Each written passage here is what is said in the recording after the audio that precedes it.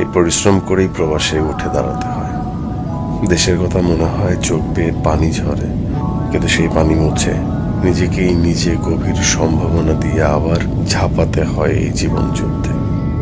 এই যুদ্ধে হারার পথ নেই, কুইট এই শব্দটা ছুঁড়ে ফেলতে হয় দূরে, বহু দূরে, হয়তো সাগরে। আগাতেই হয়, মনের সাথে সাথে শরীরটাকেও টানতে হয় সহ্যের সীমার খানিকটু উপরে। অঝোর ধারায় ঘাম ঝরে, কিন্তু ক্লান্তিকে প্রশ্রয় দেওয়া যায় না।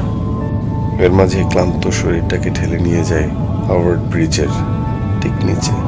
মার কথা বারবার মনে পড়ে।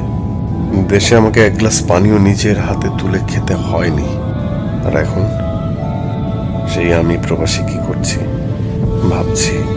মাকে কত কষ্টই না দিয়েছি, মা কত কষ্টই না পেয়েছে আমার জন্য। বহুদিন পরে মার সাথে কথা